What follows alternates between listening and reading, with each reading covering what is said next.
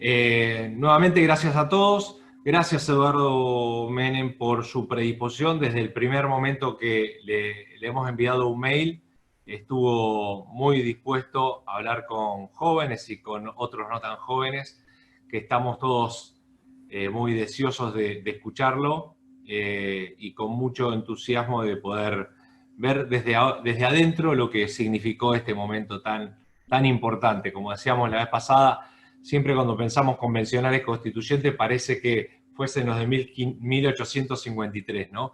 Y sin embargo tenemos muchos protagonistas de esta historia política tan intensa y tan importante de alguien que aparte formó parte de la vida política desde la recuperación de la democracia hasta ahora. Sebastián. Sí, doctor Menem, sin más darle la palabra, bienvenido y lo escuchamos muy atentamente.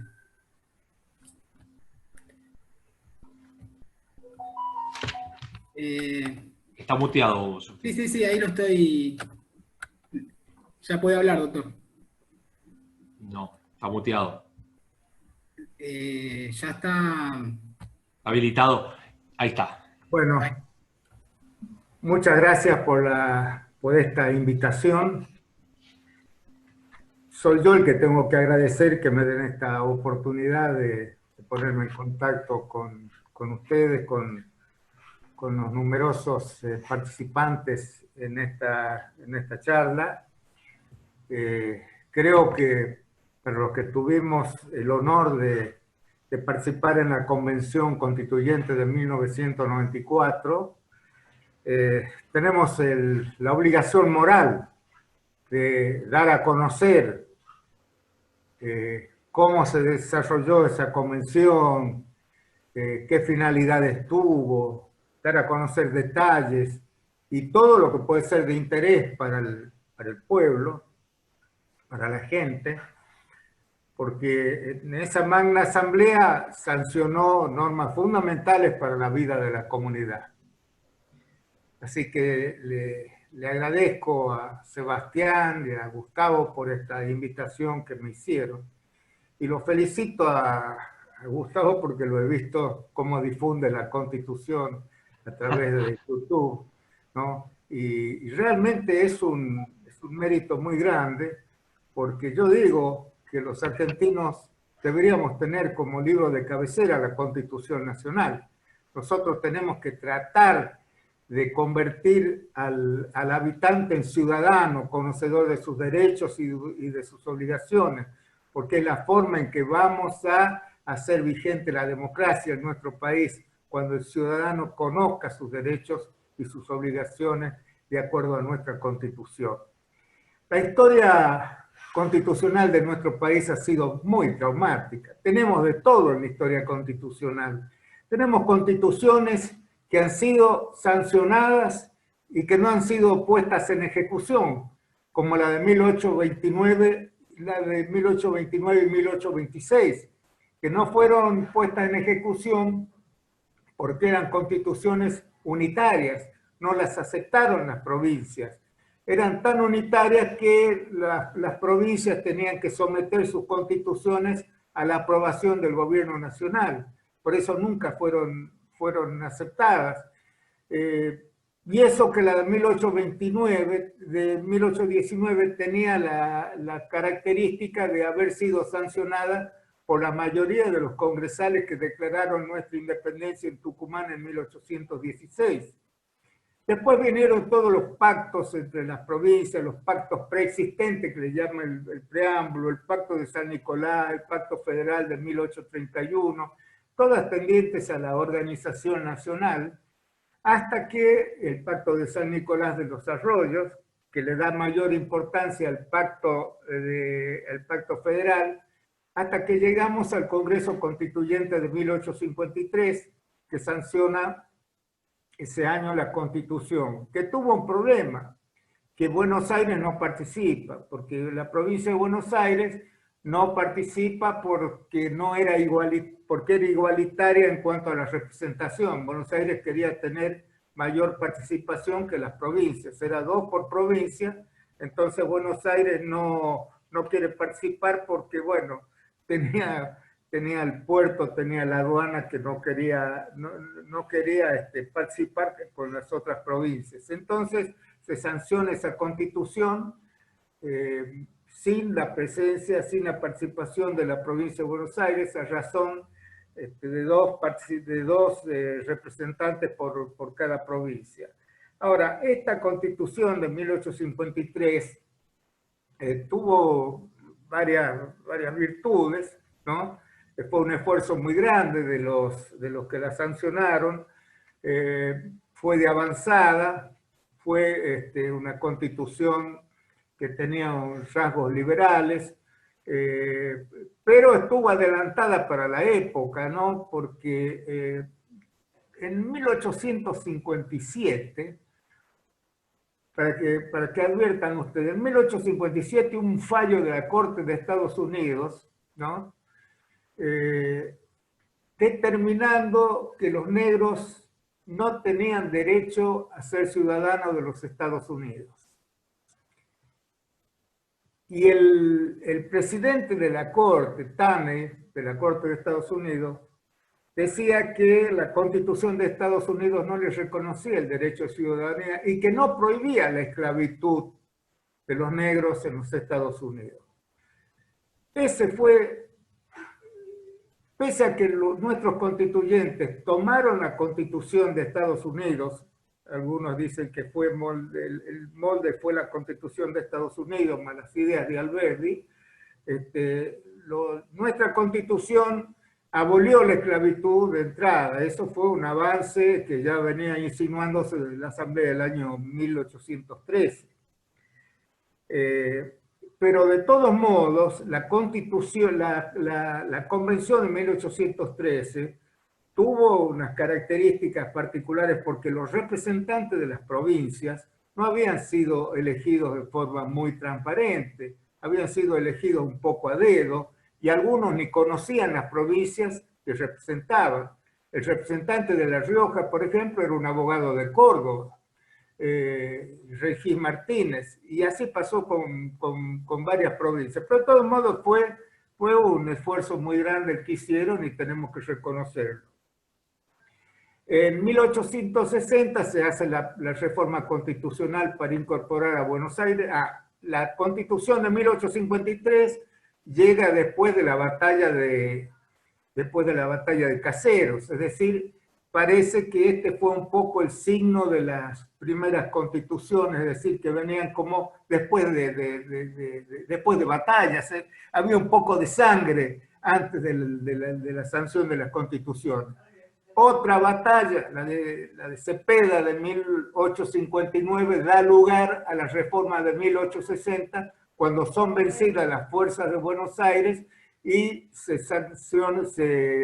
llega al pacto de San José de Flores, por el cual la provincia de Buenos Aires acepta incorporarse a la Confederación, ¿no? Y se hace una convención ad hoc para incorporar las reformas que pedía la provincia de Buenos Aires. Se sanciona la reforma de 1860, sí, es una reforma bastante buena en cuanto se reconocen más derechos a las provincias, ¿no?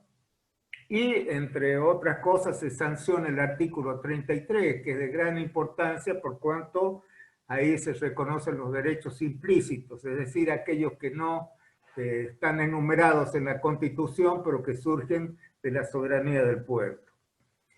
Después de eso, en 1866, se vuelve la de 1860 se la ha cuestionado por inconstitucional, porque la Constitución de 1853 decía que no podía ser reformada durante 10 años.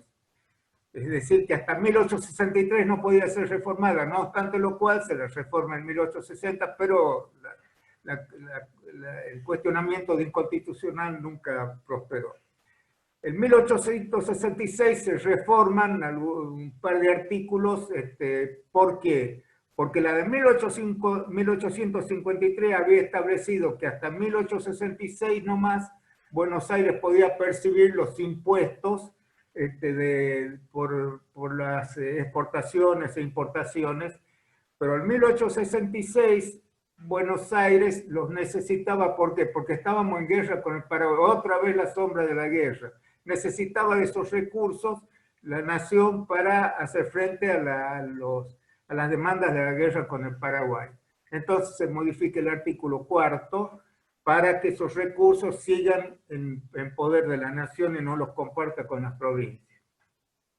En 1898 se vuelve a reformar la Constitución, pero reforma sin importancia porque se refiere nada más que al cambio de base para nombrar los diputados y a la ley de ministerios. En 1949, a todo esto siempre hubo intentos de reforma constitucional en forma permanente, hasta que en 1949, y estoy haciendo un repaso muy general, ¿no? Sin entrar en detalles, para que tengamos un panorama, yo lo que quiero es poner en valor la reforma de 1994. En 1949 se sanciona la Constitución peronista, que fue prácticamente una nueva constitución. Esta Constitución del 49 reconoce los derechos sociales, en fin, fue un gran avance en esa materia, y se la cuestionó porque la Convención sancionó las reformas, o se formó, sin que la ley declarativa de la necesidad de la reforma haya sido sancionada por los 2/3 de la totalidad de los miembros de ambas cámaras, sino por los 2/3 de los miembros presentes. Y había una disputa. Algunos sostenían que tenían que ser los 2/3 de los miembros presentes y otra teoría de los 2/3 de la totalidad de los miembros de ambas cámaras. Entonces, ese fue el pretexto que usa la revolución, el golpe militar de 1955, para dejarla sin efecto mediante un bando militar. Pero ese mismo gobierno militar ejerce después el poder preconstituyente y convoca a una reforma de la Constitución con la proscripción del peronismo en el año 1957. Es decir, esa reforma en 1957 tiene el defecto de que, primero, que es nula, porque la convoca un poder militar, no el poder preconstituyente del pueblo, de las cámaras elegidas por el pueblo, y segundo, porque hay una proscripción del principal partido del país en ese momento, al punto tal que los votos en blanco en el 57 superan al voto de la primera mayoría, que era el radicalismo. Pero como nace mal esa reforma, al poco tiempo empiezan a producirse abandonos, hasta que se hace un abandono masivo de los convencionales, y solo alcanzan a sancionar el artículo 14 bis de la Constitución, que es un buen artículo, porque incorpora los derechos sociales a tono con los que estaban incorporándose a las constituciones en esa época. Pero la Constitución, al igual que en el 49, esa convención termina a los portazos, es decir, con abandonos masivos, o sea, no termina en buena forma. Bueno, después de eso, nosotros tenemos, no solo los militares y los gobiernos de facto dejaban sin efecto constituciones y convocaban otras, sino que además se arrogaron el poder de sancionar reformas constitucionales en forma directa, como hicieron en el año 1972, que sancionan un estatuto de reforma de la Constitución, digamos, reconozcamos que lo hicieron, digamos, asesorados por un grupo de juristas, ¿no?, que introducen una reforma en base a la cual se hicieron las elecciones de 1973, ¿no? Donde se incorporan algunos elementos, tales como la elección directa del presidente y vicepresidente, la elección directa de los senadores, algunas de las reformas que después fueron tomadas en el 94, y así se conforma el gobierno de 1973 con las reformas hechas en 1972. Pero bueno, queda sin efecto eso porque en el 76 viene el golpe militar y no ponen en vigencia de nuevo la reforma de 1972. O sea, como vemos, teníamos toda una serie de episodios, de violaciones de la Constitución, normas que tenían vigencia constitucional por gobierno de facto, es decir, toda una serie de situaciones bastante anormales. Desde entonces, desde 1957 en adelante, hubo muchos proyectos, muchos intentos de reforma, y hacia en la década del 80, se intensifican las ideas sobre la reforma constitucional. Cuando llegamos a los años 90, yo digo, la reforma del 94 no fue la idea del gobierno de turno que se le ocurrió de golpe, sino que venía madurando, es decir, del 57 en adelante, vino madurando el proyecto de reforma constitucional y que estuvo en los proyectos, centenares de proyectos en las cámaras, proyectos de reforma constitucional, las plataformas de los partidos políticos, tanto de los partidos políticos más conocidos, estaban en las plataformas electorales del justicialismo, del radicalismo, y también, como dato a destacar, en el año 1985, el presidente Alfonsín crea por decreto el Consejo para la Consolidación de la Democracia para el estudio de la reforma constitucional. O sea, ya le da carácter orgánico al proyecto de reforma constitucional. Conforma un grupo importante, de una masa crítica importante, con políticos, con juristas importantes, la preside el doctor Carlos Nino, emiten dos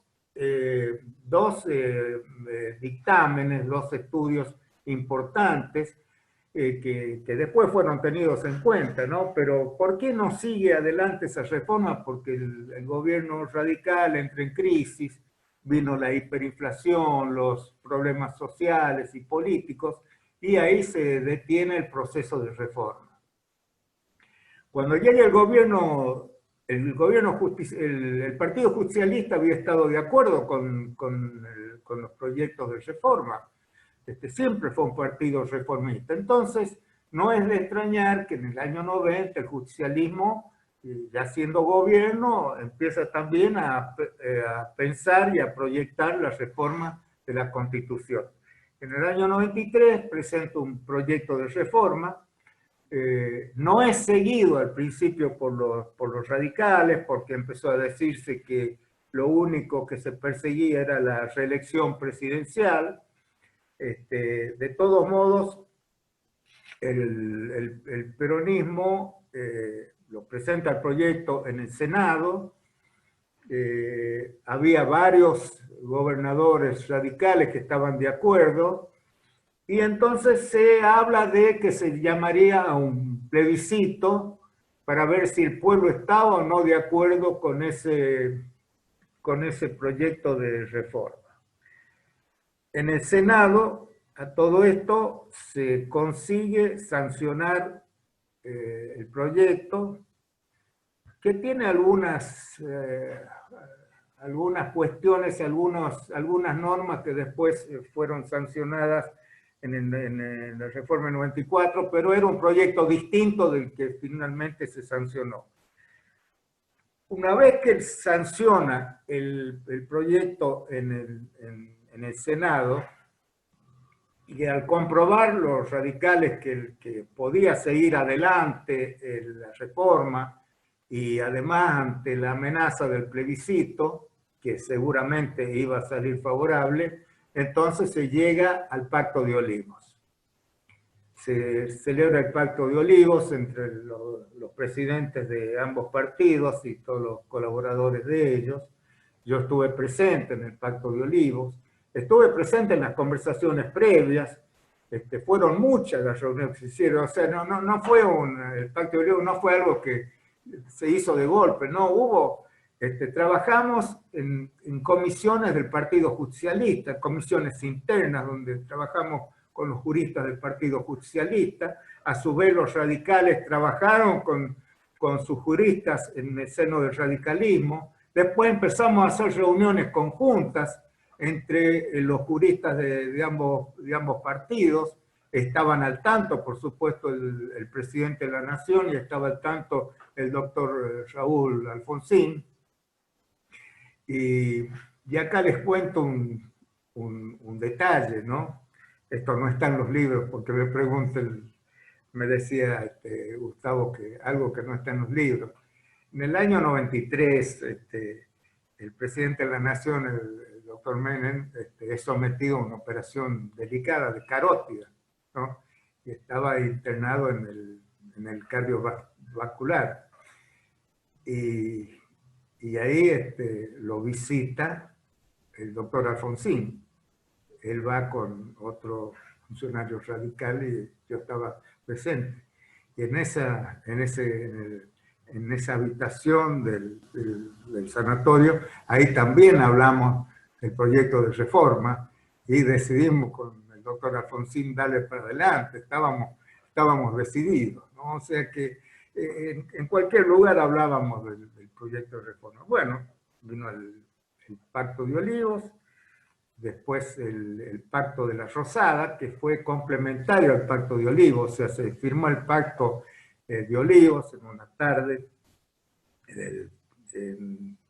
ahí en la Quinta de Olivos, después se ratificó en la Rosada, y bueno, y se incorporó la media sanción, no hay media sanción, pero se dice, la sanción del Senado, que estaba en diputados incorpora el Pacto de Olivos al texto que había sancionado, modificándolo, por supuesto, el texto que había sancionado el Senado.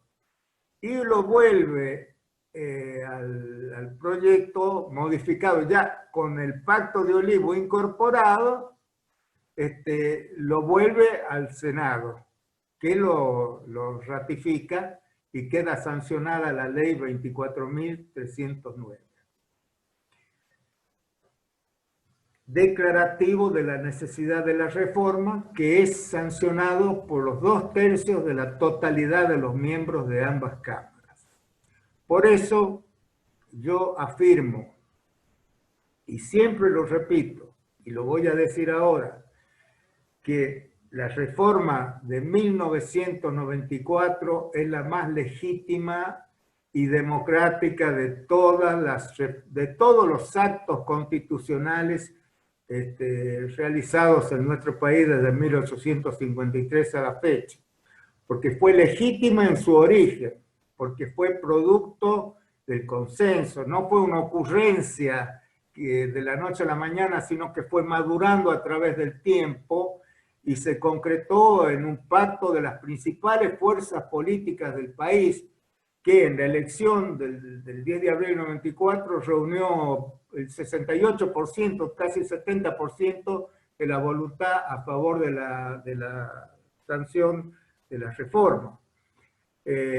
Fue legítima en la etapa preconstituyente, es decir, en la sanción de la ley 24.309, que ratificó, que declaró la necesidad de la reforma en la forma prevista por el artículo 30 de la Constitución, es decir, por los 2/3 de la totalidad de los miembros del Senado y antes de la Cámara de Diputados. y fue legítima también en lo que hace a su sanción por la Convención Constituyente, que funcionó de acuerdo a las pautas y a las normas que había establecido la ley declarativa de la necesidad de la reforma, que estableció un plazo para su funcionamiento, que lo cumplimos estrictamente. Dijo 90 días para su sanción.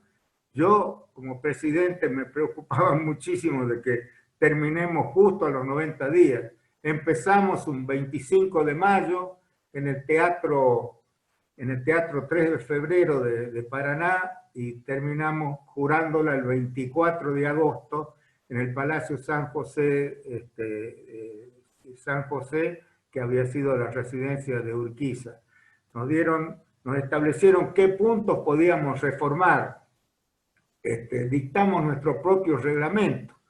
Al dictar nuestro propio reglamento quedó en abstracto, digamos, los cuestionamientos que se habían hecho de que el Congreso le había impuesto a la Convención alguna forma de votación del núcleo de coincidencias básicas, que había que votarlo en conjunto, y ahí se terminó la discusión, porque al aceptar la Convención en su propio reglamento, la forma de votación había quedado en abstracto el cuestionamiento que se había hecho.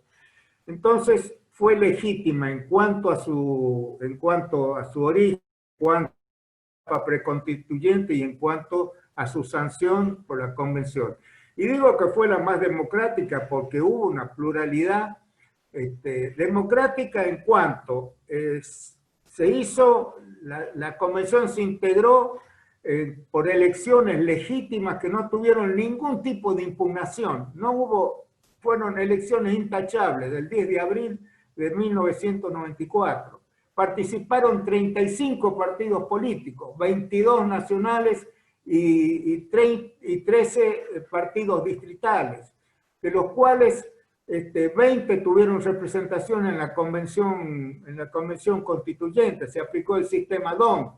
En la Convención Constituyente se constituyeron 19 bloques políticos, una pluralidad nunca vista en la historia constitucional. Fue la convención con mayor variedad, estaba representado todo el arco ideológico del país, muchos de los cuales fueron con una posición en contra de la reforma y tuvieron la oportunidad más amplia de manifestarse de esa forma.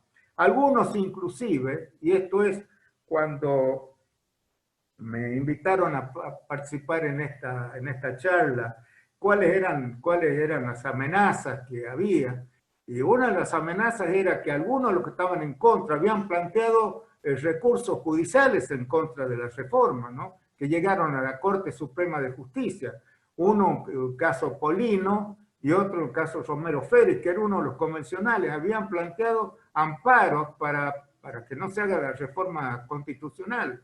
Y la Corte resolvió favorable al recurso que contestamos nosotros, o sea, que ratificó la legitimidad de la reforma.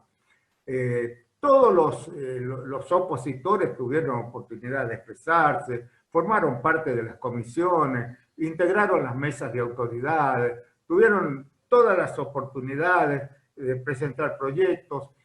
Hubo 1.593 proyectos de reforma de textos constitucionales. Esto es para que vean la amplitud del tiempo de reformas que proyectaron los convencionales constituyentes. Hubo 36 sesiones plenarias, 36 sesiones plenarias, y la que más duró fue precisamente la del reglamento, porque se discutía si era válido o no determinar que la votación del núcleo de coincidencias básicas, que era el corazón de la reforma, se había determinado que había que votarla en conjunto, es decir, o por sí o por no, pero toda en conjunto porque se entendía que era un conjunto sistémico de normas. La oposición decía que no era sistémico y digamos, el radicalismo y el justicialismo decían que sí, y bueno, tardó 85 horas de debate. Después estaba el régimen federal, que tardó 55 horas. Bueno, y la que menos tardó fue el reconocimiento de la preexistencia étnica y cultural de los pueblos aborígenes, que tardó solo 10 minutos. Y fue una de las sesiones más emocionantes porque estaban representantes de los pueblos aborígenes en la sala de la convención, todos con sus vestimentas típicas y estaban muy emocionados porque se les reconocían por primera vez sus derechos constitucionales en forma amplia, y bueno, estuvieron ellos presentes cuando sancionamos esa norma. Todas las normas constitucionales fueron sancionadas por amplia mayoría, y 3 normas fueron sancionadas por unanimidad, ¿no? Una de ellas fue la cláusula democrática, es decir, la que establece la vigencia de la democracia y el repudio de los gobiernos de facto, en fin, que se los considera como infames traidores a la patria, en el artículo 36. La cláusula del artículo 36 fue sancionada por unanimidad. Esta que acabo de decir, la de el reconocimiento de la preexistencia étnica y cultural de los pueblos aborígenes, del 75, inciso 17, y la cláusula que reconoce, que ratifica los derechos inalienables de soberanía de Argentina sobre las Islas Malvinas. Y ese fue un proyecto de mi autoría que para mí fue muy emocionante porque por una iniciativa del doctor Alfonsín, fui el único informante de ese despacho, por ser el autor, y me permitió que lo fundara como único informante, que lo informara desde la presidencia, desde el estrado presidencial. Y la verdad que en la medida que iba terminando mi discurso, se empezaron a poner de pie todos los participantes. Fue muy emocionante porque inclusive había algunos convencionales que habían sido veteranos de Malvinas, y la verdad que estaban muy emocionados. Y hablando de los de Malvinas, uno de los convencionales, había 2 o 3 convencionales que integraban el MODIN, que era uno de los partidos que estaban en contra de la reforma, y que eran de los que habían provocado algunos entredichos en el recinto, ¿no? Y para recordar, Aldo Rico, que era presidente del bloque del MODIN, cuando dijo sus primeras palabras en el recinto, y esto lo cuento como una anécdota, cuando se sentó a hablar por primera vez, dijo que él estaba ahí no como jurista ni como constitucionalista, sino que estaba como soldado que iba con la cara pintada a votar en contra de la reforma de la Constitución Nacional. Por supuesto que eso mereció el repudio de un gran número de convencionales. Bueno, roces como eso había muchas, hablaba del eje Chascomús-Anillaco, con referencias a Alfonsín y a Menem. Otro hablaba de los muchachos borbonistas en vez de los muchachos peronistas. Bueno, hubo muchas de esos entredichos que en un libro que yo estoy escribiendo sobre la convención, relato muchas de esas anécdotas que son muy, muy jugosas por los cruces.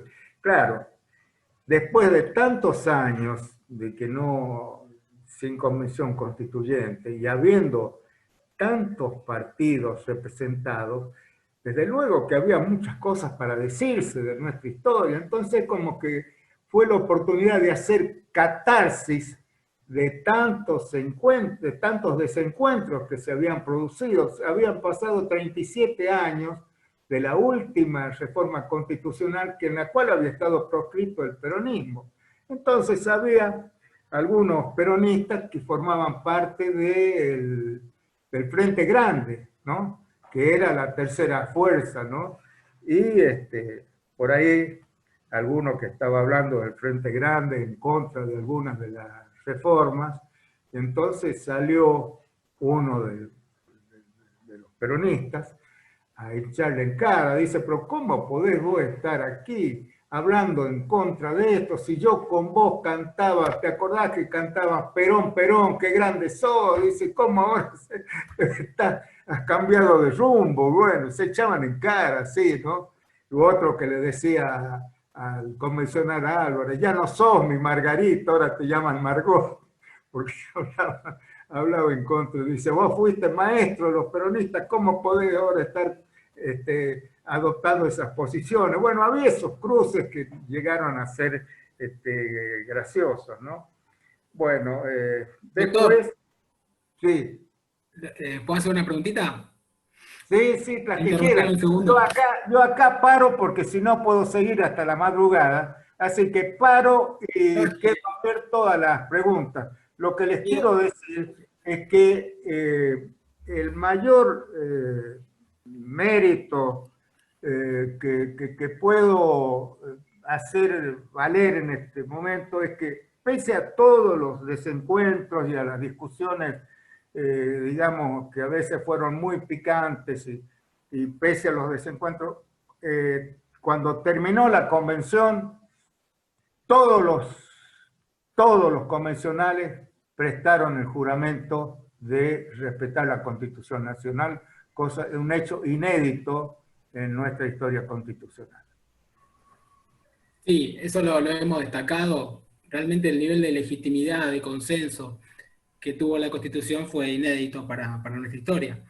Yo quería preguntarle sobre la palabra necesidad, ¿no? Usted habló de la necesidad de la reforma.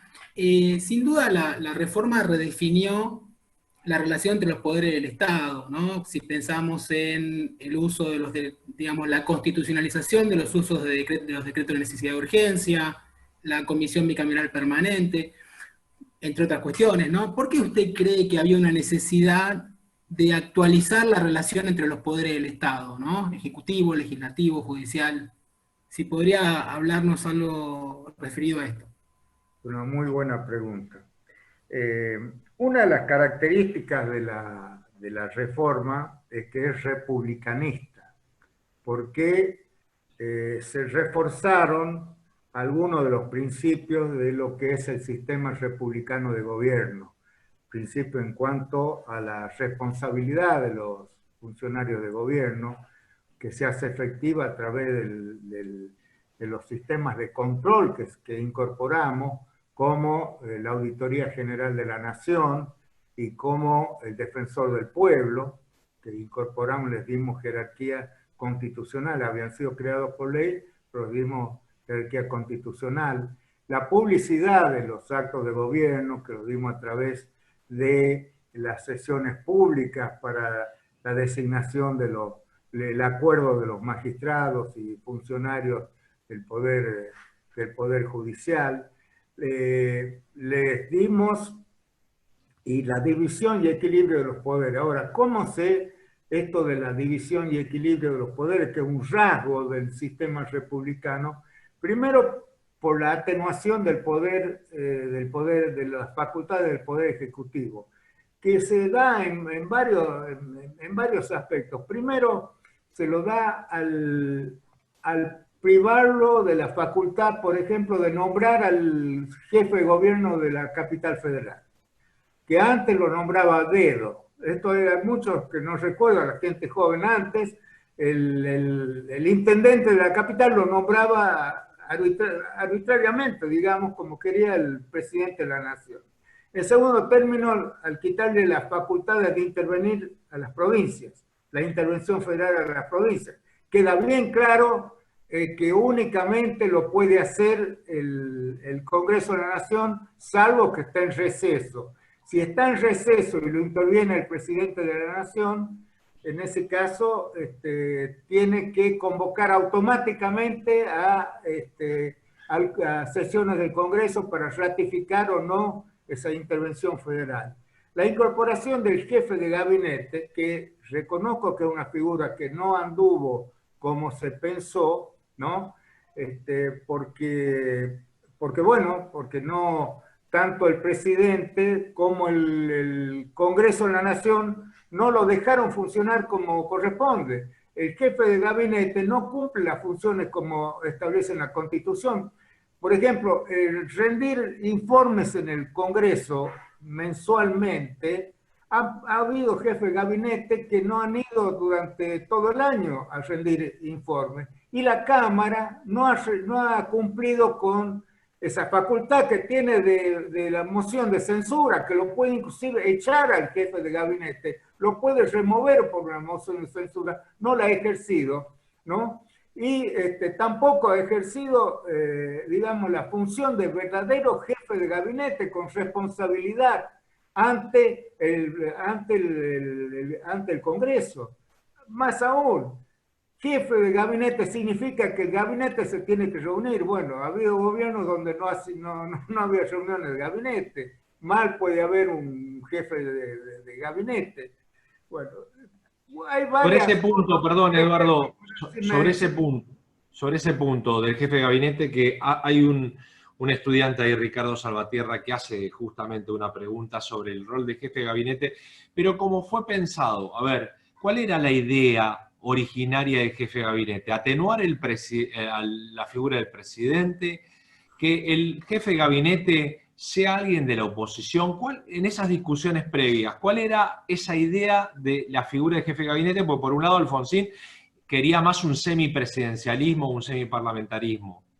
Y no resultó esto, resultó otra cosa más híbrida, que es la figura del jefe de gabinete de ministro.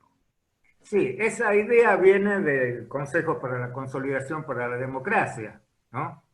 Sí. Que bueno, después en las discusiones, en las conversaciones, se transformó en este jefe de gabinete. Se quiso ir hacia un sistema semiparlamentario, ¿no? Pero no cumple ese rol. Realmente se creó una figura que en alguna medida no cumplió con los fines para los cuales había sido creada. Sí cumple con la finalidad, por ejemplo, de desconcentrar, si ejerce bien su función, desconcentra las tareas del Poder Ejecutivo, ¿no? Porque él tiene que asumir toda una serie de tareas. Si ustedes ven el artículo que tiene las facultades, enumera las facultades del jefe de gabinete, tiene muchísimas facultades, pero si no las ejerce, es letra muerta, ¿no? Y además, lo que se pensó, y esto se decía en el Consejo para la Consolidación de la Democracia y en los debates que se hicieron en las cámaras, es que cuando hay una situación, digamos, de crisis de un gobierno, ¿no? El jefe de gabinete, el cargo ese podría ser ocupado por un político de la oposición como para poder ayudar a superar la crisis. Esto podría haber sido, por ejemplo, cuando entra en crisis el gobierno de la Rúa, ¿no? Hubiera sido la oportunidad de poner un jefe de gabinete del justicialismo, por ejemplo. Lo que pasa es que no se lo hizo. Quizá hubiera sido oportuno para solucionar el problema que se había planteado en ese momento. Pero los hechos se precipitaron de tal forma que no hubo voluntad o no hubo tiempo o no hubo quien asumiera esa responsabilidad o no hubo ofrecimiento, no sé. Pero la verdad es que está previsto también para esos casos cuando hay una crisis, la facultad del presidente de poner a un jefe, de ofrecerle el cargo a un jefe, a uno del partido de la oposición, para tratar de solucionar la crisis, ¿no? Usted, Eduardo Menem, participó de las reuniones de Alfonsín y Carlos. en todo ese proceso. ¿Cuánto de aquello que pedía Alfonsín, qué es lo que quedó a mitad de camino de aquello que pedía Alfonsín? ¿Y qué es lo que quedó a mitad de camino de cosas que ustedes hubiesen querido avanzar con respecto a la Constitución, ¿no? Algunos pedidos que haya tenido Alfonsín y que ustedes decidieron no brindar o no le parecía adecuado, y al revés, ¿qué ustedes hubiesen querido que la Constitución esté y no fue aceptado del todo? No, vea, del Consejo para la Consolidación de la Democracia había algunas cosas que nosotros no podíamos aceptar. Por ejemplo, le quitaba al Senado muchas de las funciones que tiene, prácticamente le quitaba al Senado las funciones de ser una cámara por donde pasen las leyes, o le quitaba las funciones de ser una segunda cámara por donde tenían que pasar las leyes para su aprobación, ¿no? O sea, nosotros, como representantes de las provincias, no lo podíamos aceptar. Se eliminaba la figura del vicepresidente, porque decía que el vicepresidente era como un poder latente ahí que amenazaba la figura del presidente. Y que, usted fue vicepresidente, ejerció las funciones de vicepresidente. ¿Quién? ¿Yo? Sí. Sí, 4 años cuando se fue Dualde en el 91, yo estuve en el 95. Yo no le iba a hacer luchar el piso a mi hermano, por supuesto, ¿no? Pero bueno, el vicepresidente, sí, la historia de los vicepresidentes también, eso podríamos dar una charla sobre la historia de los vicepresidentes en nuestro país, ¿no? Sarmiento creo que decía que el vicepresidente es un sujeto que está políticamente embalsamado, hasta que se produzca su resurrección por la muerte política o natural del presidente, ¿no? Pero bueno, pieza de repuesto, todas las cosas que se dicen del vice. Pero bueno, ahí lo eliminaban para que vaya cuando por ausencia del presidente iba el presidente provisional del Senado, ¿no? Iba a ocupar el cargo de presidente. A mí me tocó también como presidente del Senado ir a veces presidente. Ahí hay un profesor, José Luis Matilla, que pregunta, ¿cuántos ministros cree usted que son los adecuados en un gobierno? Si usted lo ha pensado en algún momento, 6, 8, 21, y si eso resta o atenúa un poco el federalismo, o por el contrario lo fortalece. La conformación de los ministros. No tiene nada que ver con el federalismo. Yo creo que depende del plan de gobierno que tenga el presidente. Lo que yo sé es que el número de ministros que se ha puesto últimamente, yo pienso que es un obstáculo para el gobierno, ¿no? Yo pienso que entre 8 a 10. Pero bueno, depende de las características del presidente, qué es lo que quiere hacer, ¿no? Pero pienso que más de 10 es una barbaridad, porque después secretarías de Estado, es aumentar la burocracia, creo que hay que concentrar más. Yo he participado durante los 10 años del gobierno del presidente Menem, yo participé de las reuniones de gabinete, que se hacían todas las semanas, ¿no? Una vez por semana se reunía el gabinete y estaban todos los ministros y secretarios de Estado, y bueno, yo creo que esas reuniones eran muy positivas porque todos se enteraban de todo lo que pasaba en las otras áreas, y creo que un número razonable puede haber sido 10, más los secretarios de Estado, bueno, pero después algunos piensan que el presidente no puede darle mucho poder, por ejemplo, al ministro de Economía, porque después se convierte en un rival del presidente. Hay experiencias del ministro de Economía que asumen superpoderes. Bueno, pero de todos modos yo creo que no es bueno la desmesura en el número de ministros, ¿no? Creo que no es bueno, ¿no? No es bueno dividir tanto las funciones. Sebastián. Sí, doctor, yo quería volver sobre la cuestión de las facultades legislativas del presidente y su relación con la relación con el Congreso, el control que ejerce el Congreso al respecto.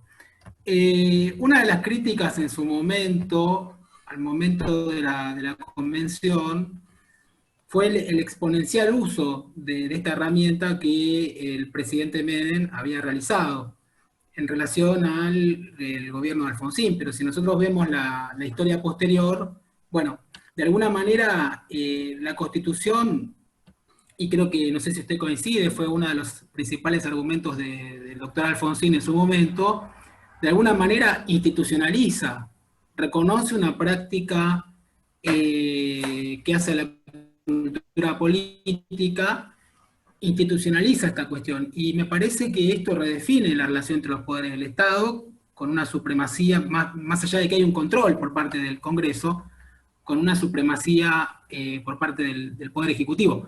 Quería saber cuál es su opinión al respecto. Usted se refiere a los DNU, a los decretos de necesidad Sí. de urgencia. Bueno, es bueno hacer esta aclaración.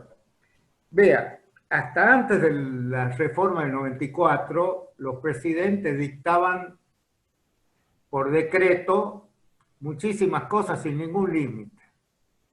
El traslado de la capital a Belgrano, por ejemplo, allá por el año 60, se hizo por decreto. Por ejemplo, por decirle, el cambio de la moneda de peso austral que hizo Alfonsín se hizo por decreto. Que está bien que lo haya hecho por decreto, no le llamaban de necesidad de urgencia, pero no podía hacerse por ley porque iba a fracasar de entrada por la difusión que se iba a hacer. Había cosas que había que hacer, digamos, sorpresivamente.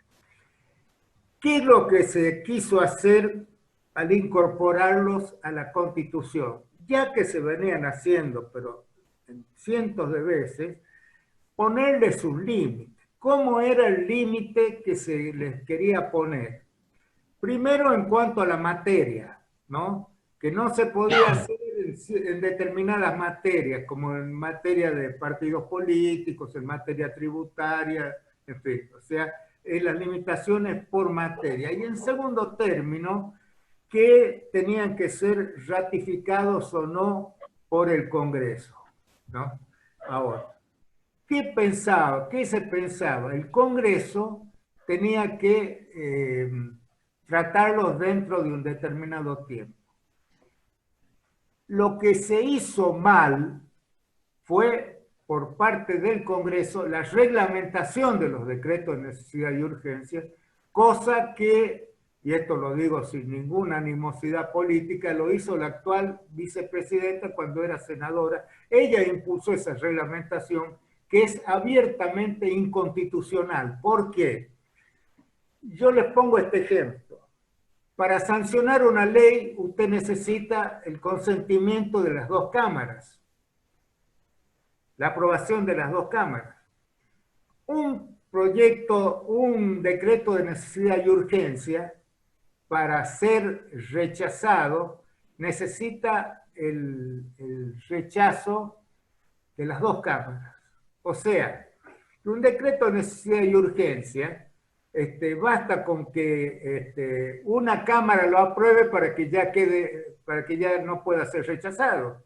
O sea que, y si las cámaras no se pronuncian, entra a jugar como sanción ficta, queda aprobado por la sanción ficta, que está prohibida por el artículo 82 de la Constitución Nacional. O sea, que una ley no puede tener sanción ficta. Un decreto de necesidad y urgencia sí puede tener una sanción ficta. O sea, el problema no está en la incorporación a la Constitución, sino que el Congreso lo ha reglamentado mal. Es inconstitucional, es una lacra, lo digo con todas las letras. Esa reglamentación es una lacra que tiene que ser sacada del mundo jurídico cuanto antes. Es una vergüenza, como es una vergüenza también la reglamentación del Consejo de la Magistratura, porque al modificarse la ley que se había establecido en 20 el número de integrantes del Consejo de la Magistratura y se lo bajó a 13,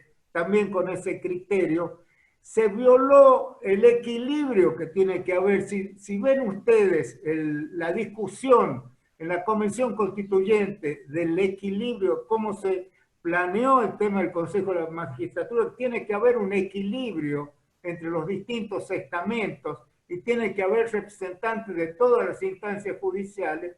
¿Qué es lo que hizo cuando se modificó? ¿Qué es lo que se hizo cuando se modificó la ley del Consejo de la Magistratura? Se eliminó a la Suprema Corte, porque antes estaba integrando un miembro de la Suprema Corte que lo presidía el Consejo de la Magistratura. Bajaron de 20 a 13 con predominio del estamento político. También es groseramente inconstitucional y hay un planteo de inconstitucionalidad que está a resolución de la Suprema Corte de Justicia. O sea, viene muy bien su pregunta para aclarar. A mí me indigna que todavía permanezca y se apliquen, sobre todo en esta época que proliferan los decretos de necesidad y urgencia, me indigna que todavía no se haya dignado a modificarlo. Como también me indigna que hace 11 años que no se designe al defensor del pueblo, ¿no? Que es un funcionario que realmente tiene facultades para defender los derechos de los ciudadanos frente a los abusos de la administración pública y tiene legitimación procesal para defender los derechos humanos, ¿no? Yo creo que esas son falencias inadmisibles en el Congreso de la Nación. Bueno, habría que preguntarse también por qué se tardó tanto, ¿no?, en reglamentar esta comisión bicameral, desde la sanción de la Constitución hasta el año 2007, si mal no recuerdo. ¿Qué comisión bicameral? La que de seguimiento de trámite legislativo. No, sí, esa se hizo en el 2006, 2007. 2006, sí. Sí, claro que hubo una demora. Como hay una demora en la sanción de la ley de coparticipación, que se tenía que haber sancionado en el año 2006, dispuesto por la propia Constitución. ¿Cómo debería funcionar para usted, doctor, la comisión bicameral permanente de seguimiento de trámite legislativo? ¿Tendría que ser un control a priori del decreto antes que entre en vigencia? No, por ejemplo. No. Yo creo que lo tiene que controlar una vez sancionado el decreto. No, a priori no. A priori no. Tiene que ser una vez sancionado el decreto, lo dictamina y pasa a las cámaras, como se hace con todas las comisiones, previo a la resolución de las cámaras. Hay una pregunta de un participante de Colombia, Alfonso, que pregunta si esta constitución fue producto de tratar de eliminar la sucesión de dictaduras que hubo en la Argentina, y si usted tendría que hacer un balance de 2 o 3 cosas que le ha dejado concretamente al pueblo argentino, ¿qué ha sido lo que le ha dejado esta constitución al pueblo argentino? Bueno, han sido muchas, pero empezaría por lo elemental, que es la ampliación del espectro de derechos. Han reforzado los derechos humanos, ¿no? Se ha incorporado un capítulo de derechos, ¿no? La primera parte de la Constitución, el segundo capítulo de derechos, que son se incorporó a la cláusula democrática del artículo 36, los derechos políticos del artículo 37, el derecho de los partidos políticos del 38, el derecho de iniciativa popular del 39, la consulta popular del 40, el derecho a un ambiente sano del 41, del derecho a los consumidores del 42, y lo más importante, no solo se han consagrado esos derechos, más la incorporación como bloque de constitucionalidad de los principales tratados de derechos humanos que se han sancionado en el orden internacional y que se han incorporado por el artículo 75, inciso 22 de la Constitución. El artículo 43 ha establecido las garantías para hacer cumplir esos derechos, porque de nada valdría que se sancionen los derechos si no hay una garantía para hacerlos efectivos. Y ese artículo 43 le dimos jerarquía constitucional a la acción de amparo, ¿no? Una acción expedita y rápida para resguardar los derechos, ¿no? Que si bien estaban legalmente reconocidos, pero le dimos jerarquía constitucional, el habeas corpus, el habeas data, que también se le dio jerarquía constitucional, y agregamos también el secreto de las fuentes de información periodística. Ese artículo 43 realmente establece garantías para poder hacer cumplir los derechos tan generosamente reconocidos, que ya venían los derechos reconocidos desde antes, ¿no? En la Constitución del 53, que han sido enriquecidos por la reforma del 94, ¿no? Tanto por el segundo capítulo que he mencionado, como por los tratados sobre derechos humanos que han sido incorporados, que había ratificado Argentina, pero que han sido incorporados por el 75, inciso 22, ¿no? Eso nos ha puesto a la vanguardia de las constituciones del mundo en materia de reconocimiento de derechos, ¿no? Ahí sobre los tratados internacionales hay dos preguntas. Una, que creo que Aguilar pregunta, si los tratados internacionales no restan un tanto de soberanía sobre las decisiones nacionales. Y otra de Marcelo, que dice si usted considera que la incorporación de estos tratados internacionales un poco frenan o entran en contradicción con la posibilidad de despenalizar el aborto en Argentina. Qué pregunta. El tema de la despenalización del aborto en la Convención Constituyente salió, se discutió en varias oportunidades, ¿no? ¿Ah, sí? Sí. Se discutió primero cuando se discutió lo del medio ambiente, aunque le parezca extraño, porque se decía que el medio ambiente tiende a proteger al hombre. Se decía, si lo tiende a proteger al hombre, lo tiende a proteger al hombre desde su nacimiento, desde su concepción en el vientre materno. Entonces, se quería, algunos convencionales querían que figure una cláusula que decía desde la concepción. Bueno, no estaba previsto eso de esa forma, así que, bueno, después se volvió a plantear más adelante cuando se hablaba del artículo de la incorporación de los tratados internacionales. Vea, los tratados internacionales no afectan de ningún modo nuestra soberanía. ¿Por qué? Porque se dice expresamente ahí, primero, que son tratados, tienen que ser primero aprobados por el Congreso de la Nación. Y segundo, no derogan parte alguna de la Constitución Nacional, ¿no? Y son complementarios, es decir, no están por arriba ni pueden derogar ni ir en contra de ninguna disposición constitucional, sino que son complementarios. Y en caso de duda, siempre se aplica el principio pro homine, es decir, siempre se interpretan en favor de la existencia del derecho a favor del hombre. Y en cuanto al tema del aborto, eso es una discusión que va a seguir pendiente. ¿Por qué? Por ejemplo, en la Convención sobre los Derechos del Niño, Argentina, cuando aprueba la Convención sobre los Derechos del Niño, lo aprueba con una reserva diciendo que considera niño desde la concepción en el seno materno hasta los 18 años de edad, ¿no?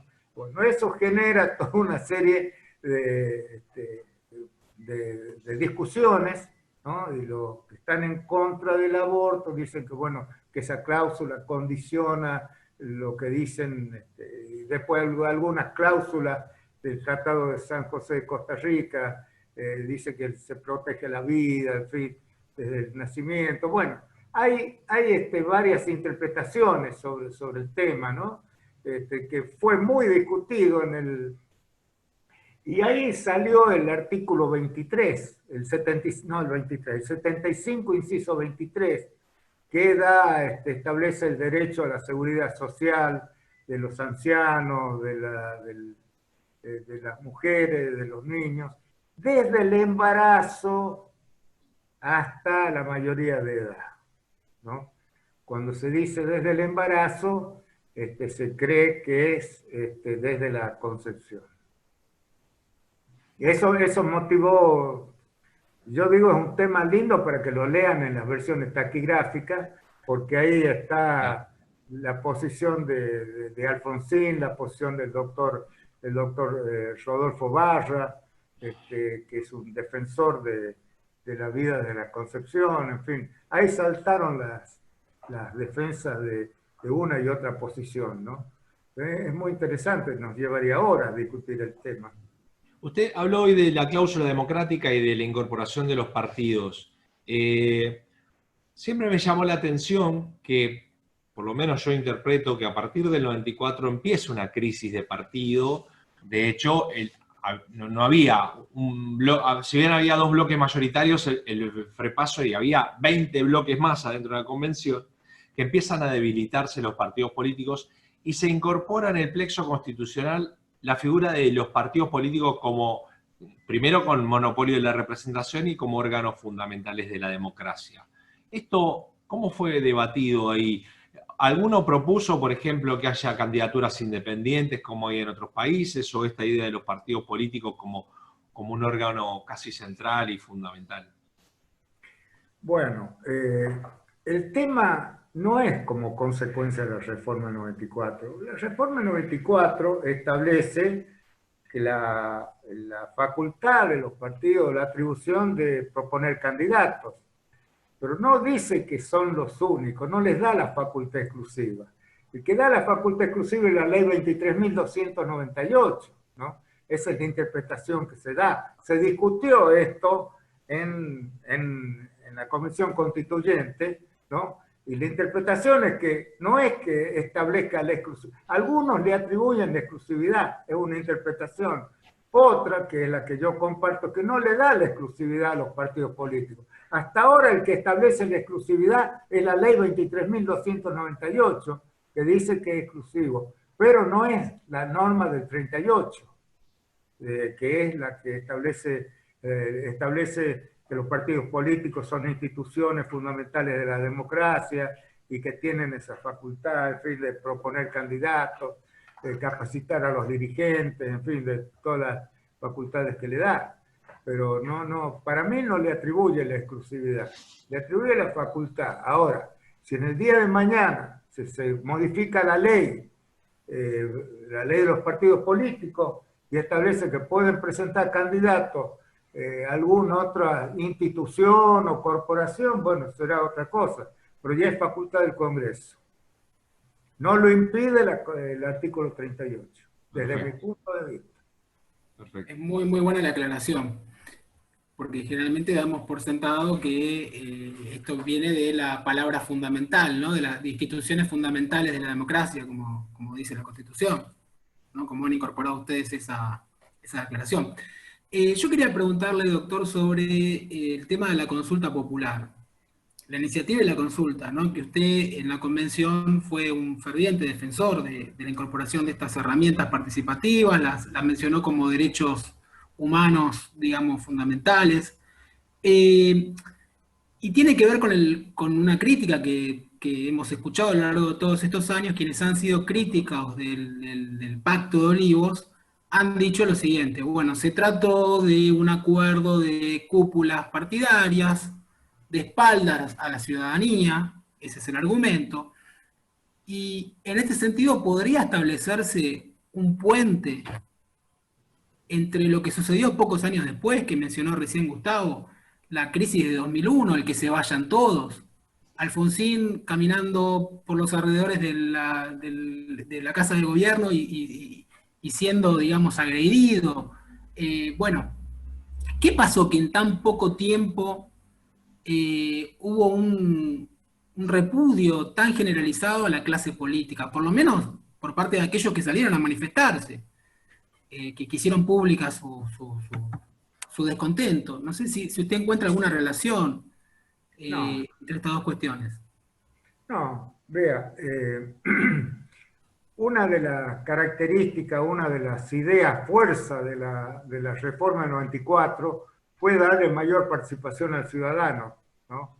Que se la da a la mayor participación casualmente mediante los medios de democracia semidirecta, o sea, la iniciativa popular, la consulta popular, la participación en las organizaciones de consumidores y usuarios, en fin, hay varias formas, mediante la elección directa del presidente y vicepresidente de la Nación, la elección directa de los senadores. Hay un ámbito de mayor participación de los ciudadanos. Ahora, no me puede decir que la reforma ha sido a espaldas de la ciudadanía cuando la ley 24.309, ¿no? Que fue, ahí está determinado qué es lo que se va a reformar, y en base a esa ley se llamó a elecciones y el pueblo votó esa reforma.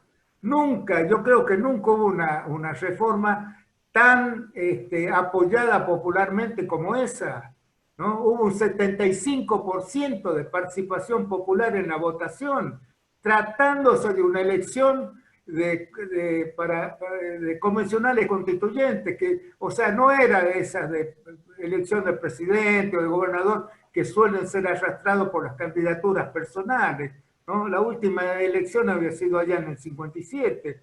No es muy atractivo una elección de convencionales constituyentes. Bueno, hubo un 75% de participación y estaba explicitada, ¿no? A través de la ley que la participación de la ciudadanía, o sea, no es a espaldas de la ciudadanía. Ahora, lo que pasó después, bueno, ya fue con motivo del fracaso de los gobiernos y de eso vino que se vayan todos, pero echarle la culpa a la Constitución del fracaso de los gobiernos, bueno, eso me parece que no es justo, ¿no? Después es como echarle la culpa a la Constitución de que está esa lacra de no reglamentar debidamente los decretos de necesidad y urgencia, o del Consejo de la Magistratura, o de que no se sanciona la ley del juicio por jurados que viene desde el año 53, ¿no? O la ley de coparticipación de las ganancias, que tampoco se reglamenta del artículo 14 bis.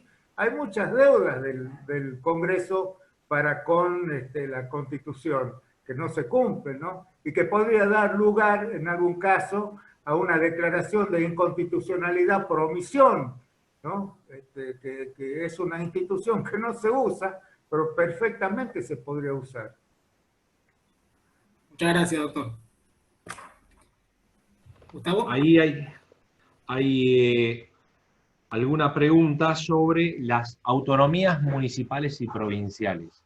Hay algunas constituciones, como la nuestra, la de la provincia de Buenos Aires, que violan la autonomía, o sea, no hay autonomía municipal aún, por lo tanto, hay una tensión entre la Constitución de la provincia de Buenos Aires y la Constitución nacional.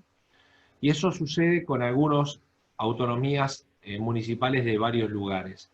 ¿Esto cómo lo explicaría cuando la Constitución claramente marca que los municipios deben ser autónomos? Bueno, la Constitución Nacional ha sido muy clara, ¿no? Uno de los principios fundamentales es el de establecer obligatoriamente como el requisito de la autonomía municipal, ¿no? O sea que ya no es una facultad, digamos, que puede ser o no, sino una obligación la autonomía municipal, y lo explicita la Constitución en lo institucional, en lo político, en lo económico. Ahora, ¿qué pasa? Así como la nación ha ido avanzando sobre la autonomía de las provincias han ido avanzando sobre la autonomía de los municipios, ¿no? No hace mucho tiempo hubo una acción de la municipalidad de la capital de La Rioja, que la hizo uno de los convencionales constituyentes dedicado a este tema, que escribió mucho sobre el tema, uno de los mejores convencionales constituyentes, el doctor Antonio María Hernández, que cuando quieran ustedes saber sobre autonomía municipal, provincial, lo pueden invitar, es un buen juez. El jueves que viene lo tenemos. Bueno, dígale que yo lo... Bueno, él hizo un juicio y lo ganó, porque la capital, el gobierno provincial, no distribuía los recursos como corresponde, ¿no? Entonces, porque no tienen ley, no sancionan la ley de coparticipación municipal. Y hay dos provincias argentinas, que son Santa Fe y Mendoza, que no han adoptado su régimen constitucional a esta disposición de la Constitución Nacional, de la autonomía municipal. Nada menos que Mendoza y Santa Fe. O sea que eso se los va a decir seguramente Hernández cuando hable el próximo jueves. Ya estamos terminando, Eduardo, ahí hay unas preguntas sobre el Poder Judicial. ¿Qué piensa usted sobre esta idea de la democratización del Poder Judicial o que la gente pueda votar a sus jueces? No. Que la gente vote a sus jueces, yo estoy totalmente en desacuerdo. Yo creo que hay un sistema de elección de jueces que es los mecanismos que están establecidos, que hay que mejorarlos, en el sentido de que este Consejo de la Magistratura deben darle la conformación que establece la Constitución, ¿no? Con una igualdad, un equilibrio entre los distintos estamentos, y seguir el procedimiento establecido. Ahora, que hacen falta más jueces, bueno, eso se tendrá que determinar. Esta reforma judicial que se quiere hacer, para mí es una desmesura total. Duplicar el número de jueces, a mí me parece totalmente desmesurado, ¿no? Yo creo que hay que ampliar, por ejemplo, sí, el número de tribunales orales, ¿no? Porque los tribunales orales, yo conozco casos de juicios orales que duran 3 años, ¿no? No puede ser eso. ¿Por qué? Porque hacen una sesión por semana, ¿no? Y hay juicios donde hay 100 testigos, calcule lo que tardan 2 o 3 años recién para dictar sentencias, después viene la apelación, después vienen todas las otras instancias. Sí, hay que aumentar el número de tribunales, pero no en la forma que pretenden de duplicar y crear cámaras de apelación. Creo que con el número de cámaras de apelación que quieren crear en las provincias, quedan 4 provincias sin cámaras de apelación nada más. Una de ellas es La Rioja. Yo digo, yo creo que no le hace falta a La Rioja, pero tampoco le hace falta a Santa Cruz, que tiene menos habitantes que La Rioja, ¿no? Yo creo que hay un exceso. Además, implica un gasto que la nación no está en condiciones de afrontar en estos momentos. Nosotros cuando hicimos la reforma en el 92, con el nuevo Código Procesal Penal, ¿no? que establecimos el sistema mixto en base a un proyecto del EBN, dejando atrás el procedimiento escrito y fuimos a los tribunales orales, establecimos un nuevo régimen, ¿no? Y utilizamos el Comodoro Pi, se instalaron ahí los tribunales penales en esa época. Ahora, y ahora están abarrotados. Ahora, si usted quiere hacer una reforma, primero tiene que prever a dónde van a ir a parar los nuevos tribunales y el gasto que eso va a implicar. Ahora, en lo que es necesario está bien, pero no así porque se les ocurre duplicar el número de... Y hay que ver el tema de las subrogancias, también se ha manejado con mucho arbitrio. Y hay una cosa que a mí realmente me repugna, lo digo así, el tema de que algunos jueces, algunos magistrados, participan de la denominación de justicia legítima. Justicia hay una sola. Toda la justicia debe ser legítima. No puede ser que algunos se califiquen como justicia legítima, como diciendo los otros no son justicia legítima. A mí me parece una aberración total, ¿no? Es un calificativo que tiene que ser desterrado. Justicia hay una sola, tiene que ser igual para todos. y todas tienen que ser legítimas. Cuando se ponen el mote de legítima, se están descalificando ellos mismos, ¿no? Porque se están diferenciando de sus pares. Una última, y así lo dejamos con su amabilidad y con su tiempo. El momento más tenso de la convención, aquel artículo o aquel momento donde no se destrababa algo. Y la segunda es, ¿qué le quedó pendiente de esa Constitución? ¿Qué dice usted cuando terminaron de cerrar esa Constitución? Con esto me quedé con las ganas de incorporarla en ella. Hubo varios momentos tensos, ¿no? Pero a mí el que me produjo mayor tensión fue el intento de algo, porque una de las cosas que quiero rescatar es la representatividad de los convencionales, ¿no? Tuvimos un expresidente de la Nación, 10 gobernadores en ejercicio, 10 senadores, 20 diputados, 15 intendentes municipales, concejales, diputados provinciales, senadores, un exdirector de cine, un director de cine, 140 abogados, es decir, era muy...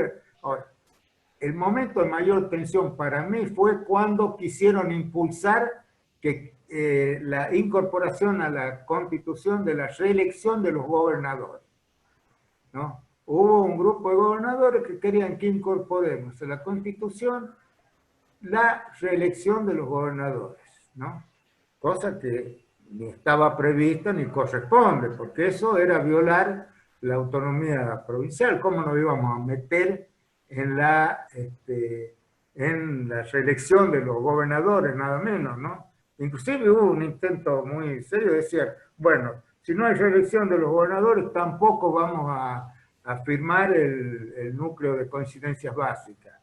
Es decir, se caía la reforma. Y bueno, nos pusimos firmes, bueno, que se caiga la reforma, pero no podemos aceptar semejante aberración. Entonces, inclusive si ustedes ven las versiones taquigráficas, hay discusiones al respecto, ¿no? Y hay algunos que se curaron en sano y decían, bajo ningún punto de vista vamos a aceptar esto, porque se rumoreaba, e inclusive había algunos proyectos o tentativas de proyectos dando vueltas, que nunca lo aceptamos, eso no lo íbamos a permitir nunca, nunca. Nuestro bloque no lo iba a permitir nunca, más allá de la opinión de algunos que querían aceptarla, ¿no? Bien. Bueno. Y lo que quedó pendiente, ¿no? Vea, en los 90 días que tuvimos y que tuvimos que realmente fue muy angustioso llegar al 22 de agosto, que se sancionó con todos los temas que nos interesaba sacar. Nos quedó pendiente, lo más importante que nos quedó pendiente fue el Consejo Económico y Social, que me hubiera gustado que quede incorporado a la Constitución, pero no hubo tiempo. No hubo tiempo, las comisiones trabajaron muchísimo, hay comisiones que trabajaban hasta la madrugada, yo los apuraba para que lleguemos a tiempo. La comisión de redacción también tuvo también mucho trabajo, porque yo no sé si ustedes, claro, tendría tantas cosas para explicar, los proyectos llegaban a la mesa de entrada, eran derivados por la presidencia a la comisión que correspondía, había 11 comisiones, a la comisión que correspondía, la comisión emitía dictamen, el dictamen iba a la comisión de redacción, que les daba el toque final, y ese dictamen de la comisión de redacción era sometido al plenario, ¿no? Y a veces había algunas trabas, entonces había que apurarlos, porque yo quería llegar y cumplir con el plazo, ¿no? Porque era como responsabilidad de las autoridades de la convención. Felizmente pudimos cumplir, pero nos quedó afuera el Consejo Económico y Social. Pero salieron los temas principales, gracias a Dios. Sebastián, vos tenías un punto. De despedirlo, agradecerle infinitamente por el tiempo, por la predisposición. Tenga en cuenta que, doctor, que tenemos muchos estudiantes aquí de la carrera de abogacía, de ciencia política. Sencillamente, si usted tuviera que transmitirle a alguien que hoy está empezando su carrera de derecho, por ejemplo, cuál es la importancia de la Constitución, cómo nos afectan en nuestra vida, ¿qué le diría, doctor? Desde el enorme, digamos, conocimiento que usted tiene por haber participado, por supuesto, del proceso. Y bueno, les decía al principio que la Constitución debería ser el libro de cabecera de todos los ciudadanos. Ahí están nuestros derechos, nuestras obligaciones, están, digamos, condensados lo que deben ser nuestros derechos y obligaciones como ciudadanos. No es la que va a solucionar nuestros problemas inmediatos, pero es el marco dentro del cual nos tenemos que mover como tales. Y bueno, creo que eso nos va a permitir una convivencia, porque nosotros tenemos que convivir, nuestro instinto gregario nos lleva a convivir, y para convivir tenemos que seguir reglas de juego claras, y esas reglas de juego son establecidas primariamente por la Constitución, para evitar, como decía Hobbes, que el hombre se convierta en lobo del hombre, ¿no? Entonces estas son las reglas básicas de la convivencia humana. Y bueno, les diría que además de la Constitución, les diría que se interesen por la política en sentido arquitectónico, es decir, que no desprecien a la política, porque muchas veces dicen, no, yo no me meto en política, pero de la política depende lo que van a hacer en el futuro, porque de la política dependen los servicios públicos, depende la educación, depende, alguien decía, biológicamente ya somos lo que somos, pero lo que vamos a hacer en el futuro depende de la política, ¿no? De las buenas o de las malas políticas. Y nadie tiene derecho a quejarse de la política si no se involucra en ella. Los griegos, que en esto la sabían bastante, le llamaban idiota a los que no se interesaban por la política, idioté le llamaban, y ahí viene la palabra idiota, ¿no? Que le daban un sentido distinto, es el que no se interesaba por la política, ¿no? Y Bertolt Brecht decía que no hay analfabeto más grande que el que no se interesa por la política. Dice, hinchan el pecho y dice que no le interesa la política, pero después se quejan porque no andan los hospitales, no andan los servicios públicos. No, que se metan, que se involucren, que vayan, que vean, que sean ciudadanos de verdad, ¿no? Que vayan, que vean, que controlen cuando votan a un diputado, que vayan y que vean cómo trabaja, que vayan a las sesiones del Parlamento, que vean qué proyectos presentan, que los controlen. El control ciudadano es muy importante. Es muy distinto un ciudadano, un diputado, un legislador, cuando ve que lo están controlando que cuando no lo controlan. Cuando van a limitarse a levantar la mano o leer un discurso y no lo estudian, sino que se lo ha hecho el asesor. Todo eso es importante, tienen que prepararse. Y yo quiero ciudadanos que se preparen para la política y que se involucren en la política, porque si no, no vamos a salir nunca de este estado en que nos encontramos. Si no saben de política, no van a poder criticar, ¿no? O sea que a mí me parece que se metan no importa en qué partido, pero que hagan política. Y en definitiva, que militemos todos en el partido de la Constitución, ¿no? Esa es la recomendación que les tengo de dar. El partido de la Constitución es el que nos va a permitir, digamos, alcanzar los objetivos que establece nuestro preámbulo, ¿no? El de la Unión Nacional. Un cierre perfecto, Gustavo. Gracias por la clase magistral, por su tiempo, que es recontra valioso. por trasladarnos a nosotros, que estamos muy interesados por la Constitución y estas cosas, y a los presentes. El jueves que viene, entonces, vamos a tener a José María Hernández a las 7 de la tarde.